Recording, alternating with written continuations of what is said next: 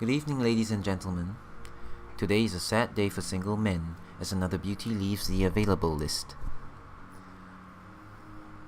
There comes a time in everyone's life when they meet their one true love, their soulmate, the person that's going to know and love them for the rest of their life. That moment came for Douglas 15 years ago when he met me. I guess I should introduce myself. For those of you who don't know me, my name is Leonard. I'm one of Douglas' closest and oldest childhood friends. To be asked today by Douglas to be his best man is an honor for me, but it's also very honorable of him because he's finally admitting to each and every one of you that I truly am the best. I guess I'd like to say how beautiful most of you look tonight. I'm glad to see that some of you actually made an effort. Speaking of beautiful, our bride Diana looks absolutely stunning, and it's clear to see how Douglas has become so enchanted by her. Growing up, Douglas and I were polar opposites. He was a mummy's boy, I was a daddy's boy. He was in tough club, I was and still am incredibly good looking.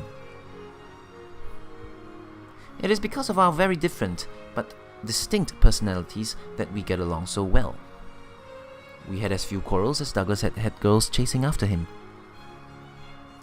Throughout the years, there was nothing Douglas and I could not talk about. I guess we were both comfortable enough with each other to accept all the nonsense that could possibly come out of a person's mouth. And that, ladies and gentlemen, is a strong indication of a healthy gay relationship.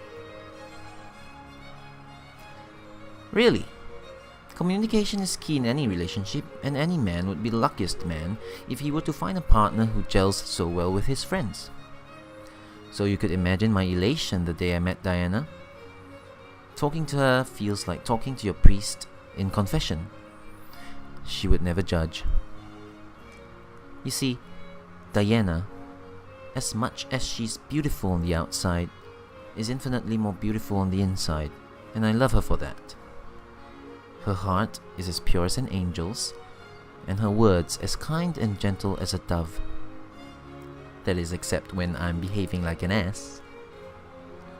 You could tell she'd make a good mother. My relationship with Diana is as much easygoing as it is with Douglas.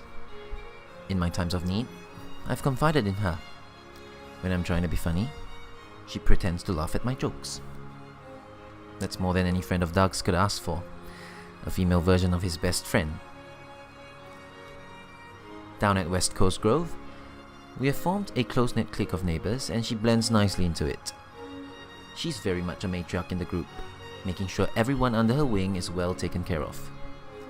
She's a responsible, charitable and loving girl, and Diana, we all couldn't be happier that you're now permanently a part of us.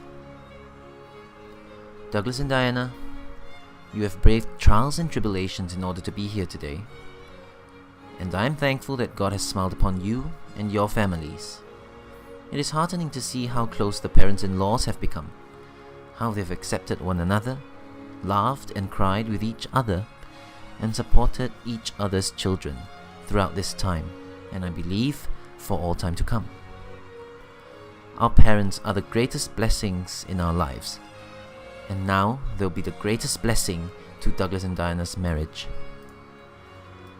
Tim, Roland, Aisha, Linda, may you be 4 of the strongest pillars to their happy ever after. Love is a force more impressive than any other because it's invisible. It cannot be seen, but it can transform you in a moment and offer you more joy than any material possession ever could. Congratulations.